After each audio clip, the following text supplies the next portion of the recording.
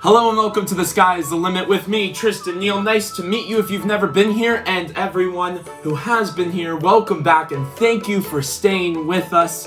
Hello guys, how is everyone doing today? Okay, you're not going to respond to me now, I get it, whatever, but I do actually want to hear from you, so comment down below how you're doing today. Honestly, I'd love to hear it. Alright guys, Sky's the Limit is back. We're having a new segment every Wednesday. You might have seen it on the Instagram page called Wacky Wednesday. So here how it's gonna work. Every Wednesday on our Instagram page, we are going to be promoting one of you or one of your friends who's an artist, and we want to get more and more artists promoted out there and share their stories, because I can only do so many interviews. If I can interview you all every single day, I would, and I genuinely mean that. I really want to reiterate, yes, I mean that. I want to meet you so badly, but as time permits, as life permits, I don't have time to interview every single person, but we do want to see your artwork still. We do want to see your friends' artwork still. We do want to see the people you think are creative still. So just go over to the STL page, send us a DM. We want to see all the artists out there. We want to see you on our page. Alright guys, what was I supposed to do? I forgot about that. Boom, boom, boom, boom, boom. Oh, I think I remember. Josh, can you... R-O-L-L... Roll that intro. Thank you, my guy. You're healing me, I'll set you free. Don't worry at all. Just look up and don't give up. Every time you fall, look down, look down, look down, look down. The sky is the limit.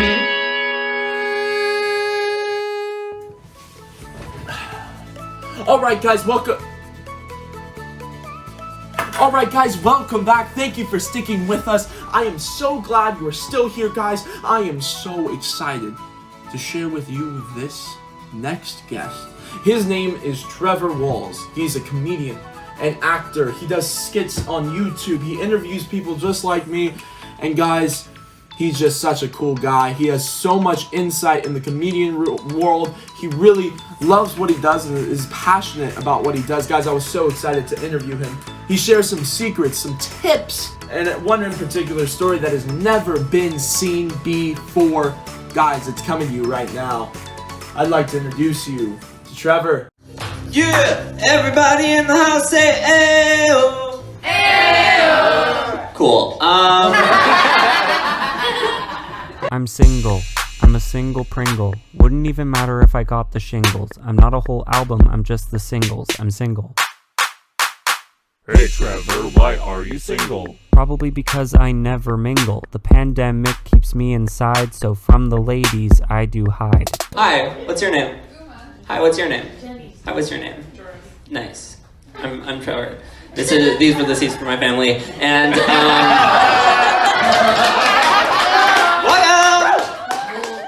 Alright guys, here he is. I'd like to introduce you to Trevor Walls. Trevor, what is going on? How are we doing?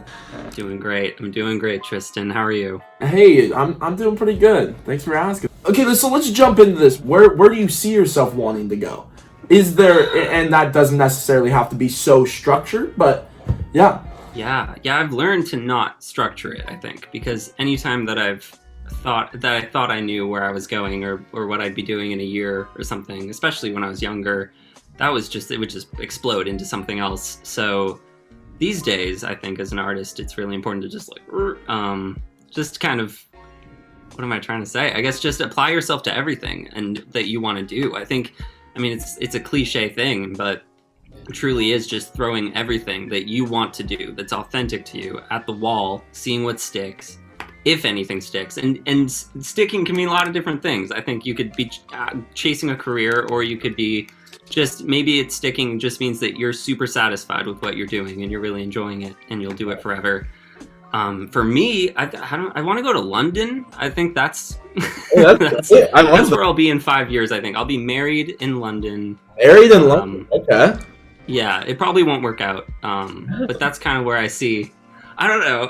I'm doing this kids album right now that I'm really excited about. I've been wanting to do that for years, and awesome. Yeah, it's sort of a tribute to the stuff I grew up with and like made me want to become an actor. So it started as this pilot I was doing in LA. Back when you met me, I was just trying to work this thing out, and it over quarantine, we met a producer, and I partnered up with some people, and it became like a real band, like a real thing rather than a show. So I've been doing that for the last year, and that's about to come out, and I'm really proud of that. I think if I was, I'm a lot more open. I think as a kid, I might have been like, I want to be this type of actor, and I want to be in this, but I think now it's like I would be content being a kid's musician forever if I, or I could be in super dramatic stuff, just whatever comes, I guess. Definitely. Yeah. Every single episode so far of this season, there's only been 2. I posed a question to both of the guests, and they both had very, very different answers. So I'm gonna pose it to you now because I'm like, hey, let's keep this train going. Do you think artists and actors have a duty to do something during the time we're living in right now? Artists as a whole, sure. I think individually, absolutely not. I think it's fair. I mean, I think if your attitude, this is a little harsh, but if your attitude is like, it's my duty to create what I'm going to create, I think it's a tiny bit pretentious, because there's so much amazing art being created, like you're I don't know, that's really mean, but I think yes, if you want to do it for yourself, yes, sure. Yeah. But also that was a big struggle of mine when this hit at first, was I was doing nothing and I felt terrible. Like I was really really kicking myself for not creating anything. Like I wasn't making YouTube videos, I wasn't doing anything. And at a certain point it's like, well, no, like us as artists are also always doing this. Like for a lot of people it's their jobs or whatever. And I think it was sort of a much needed break I took. Like I think that yes, they're definitely artists as a whole do have a duty to entertain and make people happy, escapism, all of that, and also spread important messages. But yeah, don't put too much pressure on yourself, I guess, as an actor and artist. If you're not getting work right now, just enjoy the time, like you're still a human being as well. Like you also are someone who needs to absorb entertainment and art. So, like kind of, it's a half and half for me, I think. How do you stay mentally healthy while you're going through a weekly quota and having to create? Like it's now, it sounds like it's not so much like, oh, me and my friends are getting together, we're doing this. You have to. So how do you mentally keep yourself sane? I'll let you know when I figure it out, man. I'm just kidding. I think treating. Oh man, you asked the wrong person this question. Okay, what would you say to someone who's going through it? Say, really, I don't know. What would you say to a younger person thinking about getting into this? Just always balance it. I made that mistake of not balancing it. I think prioritize mental health, obviously, and treat it as any other tolling profession. I think anything in life that you would recognize as something that, that might bring me anxiety, or that might bring me like a lot of depression, like going into this role or doing this project. I think treat anything you do, even the stuff that you're excited for, in a good way, with a lot of care and time, and always check up on yourself, I guess. It's the important thing to do. Don't push yourself too far, for sure. Yeah. But when you have to, like you said, when it's career based or you just have to get something done, I think rely on collaborators. That's something I never did until maybe last year. Truly, I hadn't properly collaborated on like my projects until last year. I think that's also really important, is relying on others that you trust. And if you don't have the opportunity to do that yet, then also patience is okay. I think when I was doing the radio show way back, like almost a decade ago now, which is ridiculous, I was in Disney World with my mom, and I was working for a company doing this show, and I had to record it and get it done. But I was such a perfectionist that this episode wasn't ready, and I was in the hotel with my professional recording equipment making this thing, and I was so frustrated about it. Needless to say, we skipped Epcot. I will never hear the end of it. We skipped Epcot. I've never been to Epcot because I insisted on, and it was done. The episode was done, but I insisted on making it this weekly show. I insisted on making it great, and that's too far. Enjoy Epcot, kids, you know?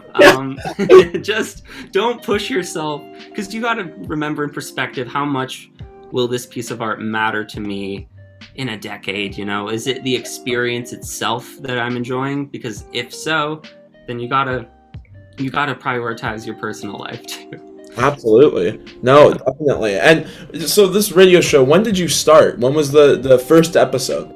2011, I believe. I was 11 years old. That's when I started. I created the show online, sort of based with the kids album I'm doing. Like, this was back when I still was a kid. I was a fan of these things, and I just wanted to create a show where I could play music that I thought was good and do comedy sketches. And basically it was a podcast, but it was sort of before the era of podcasts. So I called it a radio show, and just with luck would have it that kind of helped it, because it ended up being picked up and syndicated. And for quite a few years, that was my main gig through school. And yeah, I got to meet so many great people, interviewed a lot of my heroes and artists, and I eventually stopped around, high school. You just kind of grow into someone else, and I was all edgy. I wanted to do comedy and all these things, and I did. But I guess quarantine, maybe it's because quarantine's so reflective.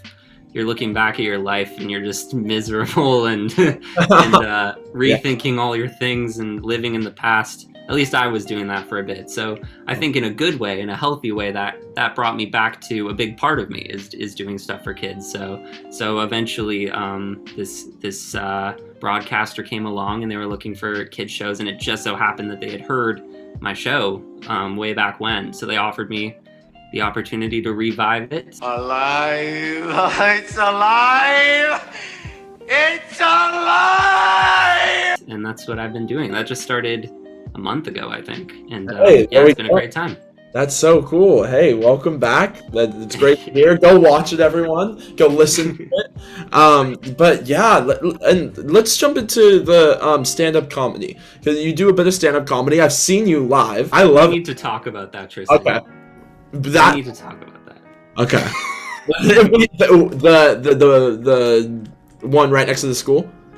Yes. Okay. That's the one you went to, right? Am I getting that correct? Yes, that is the one I went to. I cannot believe I'm mentioning this in an interview. Yeah. Never talked about this. Oh, this is. I do a thing. It says this is an STL exclusive. Everyone. Yes, here we go.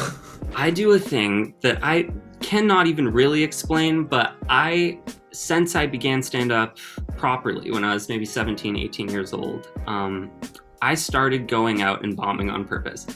I sometimes go under different names. I do a character sometimes that's like my social anxiety embodied, because the first time I ever did stand-up, I was so great. I killed it. My ego flew, and it was like, this is what I'm gonna do forever. And then the next night, I did the same material at like an open mic in Toronto, because that's where I started, in the Toronto scene. Yep. And it just fell so flat. It was one of the worst bombs I've ever had, with the same exact material. Yeah. And it was just such a, I don't know, I think some people would be discouraged, but that was just such an interesting, I turned on the audience. It was a rough go. I was young. Yes. But by doing that, it totally empowered me for some reason, because it really helped me realize that it's such a by the audience, by the venue situation. So by doing that, I eventually, whenever I had big shows coming up or things I was nervous about, I would purposely choose the jokes that weren't going to land, do it under a different name, and go and just make myself die up there, basically, because that way it really taught me everything I know about dealing with the situations that go awry.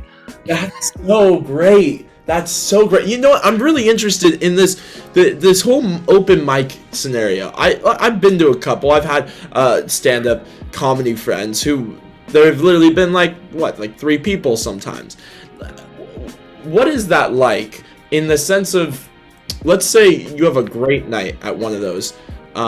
What's just the experience? What is some things you take from those type of nights, opposed to like what we just talked about with the going and kind of failing and being allowed to fail? But yeah, what is some things you learn in those? It's so hard to do well in those. I actually really enjoyed the ones you mentioned, like especially when I think in Toronto I was doing like 2 or 3 sets a night. I was really going at it because it was the only reason I was there, was to do stand-up and learn comedy.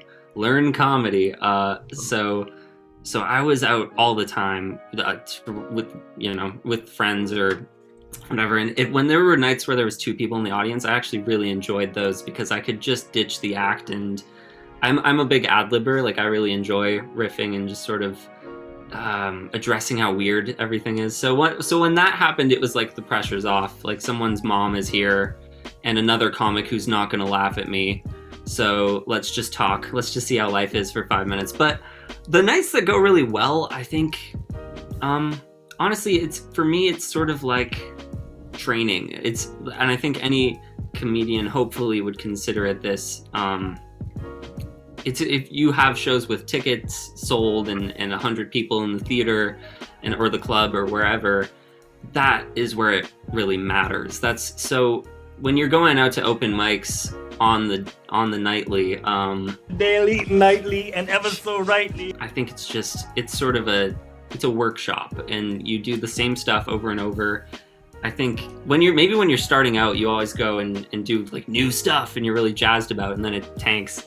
So I think you learn is that, okay, this is going to tank, and that's why I'm going to do 80 open mics in this month and do the same joke because as soon as it gets even a glimpse of a laugh from a bunch of jaded comedians sitting in a bar, then you know you've got something. So that's sort of where that exercise happened for me. Is I was bombing so much at open mics as a 17 or 18-year-old, but I was doing quite well in the club venues or in the, with audiences that actually wanted to see me and not a bunch of 30-year-old comedians who are like, who's this lanky kid with a guitar? So that's why I kind of invented a different persona to do that stuff in, because it kind of helped me separate, like rejection is a big part of any actor or artist and in general. And that really helped me as a comedian, was just accepting and making it a character, like almost making it performance art for me, because no one here knows that I'm doing this on purpose, but I do. So let's treat this like an acting scene. I'm gonna do this as a comedian, not my name, so my reputation's off. It doesn't matter, and just do terribly. Like, let's see how bad this can get, because I think once you've done 100 of those, you're pretty set for any situation when you're really trying, Yeah. That's so interesting. How much do you bring this into acting, and where did the actor side of you come out, and what age was that? Yeah. I mean, like I said, I started doing sketches, and I think I was in theater from a young age. I didn't have parents that pushed me into it, but I just really wanted to as a young kid. Like I was so obsessed with like singing in the rain. I'm singing in the rain, just singing in the rain. Like, that was a movie I watched every day as a kid, I think. So I didn't even have concept of what an actor was as a kid. So I said I wanted to be a director since like age 2 to maybe age 10. I was like, I'm gonna be a director, but I didn't know what a director did. I just knew that their name was on it. So once I figured out what directing was, it was like, oh, I don't want to. I think I'd rather do it. So then I learned that people aren't actually people; they're actors, on a TV screen. I've been trying to do this new thing here. You get one word to describe my question, okay?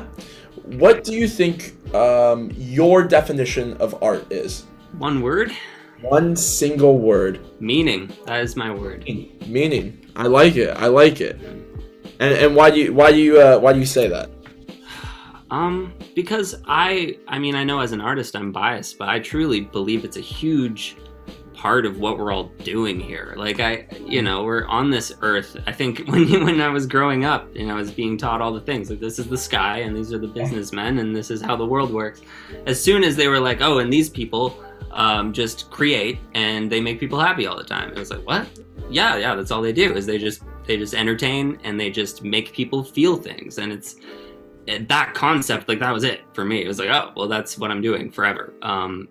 So I think it's just a huge, without art, what is it? What are we doing? You know what I mean? Yeah. Like I'm not trying to, like, any religion you follow or anything like that is perfect for you. But I just, for me, it's a huge question of mine, is like, without art, what would we be doing? We'd be working to eat and then eating to work and then we'd sleep.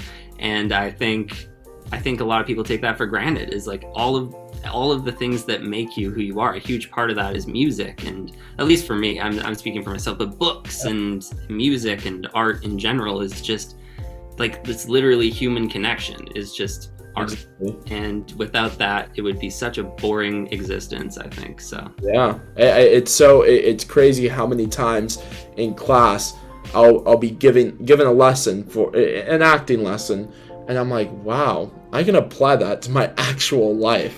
Like they'll be like, hey, you're rushing every moment or whatever the thing is, and I'm like, wait a second, I think in my life I need to slow down a little bit more and take it in just a little bit more.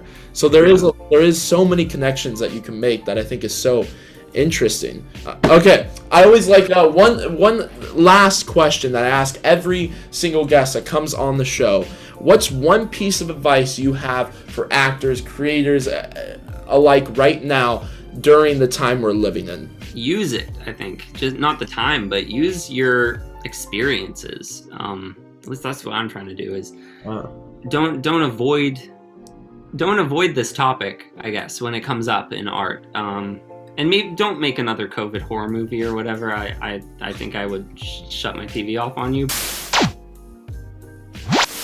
Yeah. But do the experiences you've had and the things you've felt through this, definitely, no matter what you're doing, whether it's stand-up or a radio show or a serious acting work where you're not speaking, take what you've, because that's all you can do as an artist, is take what you've learned from this and take the experiences you've had and project them into the things you make.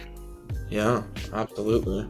Trevor, thank you so much for being on the show. Just thank you for being here. Thank you for your wise words, your input on all of this. It makes everything bigger, I guess. It makes this realer. Well, thank you. Yeah, thank you for having me. It was a great time. Of course. Hey, thank you so much, man. All right, guys, that was Trevor Walls. That was the end of the episode. Thank you for getting here, and it's a great night to have a great night. See you guys. Hey, you got to the end of the video. How are we doing? All this is I really want you to subscribe. I want you to go watch our other artists on STL and let me know what you think. Please reach out to me. I want to talk to more people. Please. I love you guys. And always remember, it's a good day to have a good day.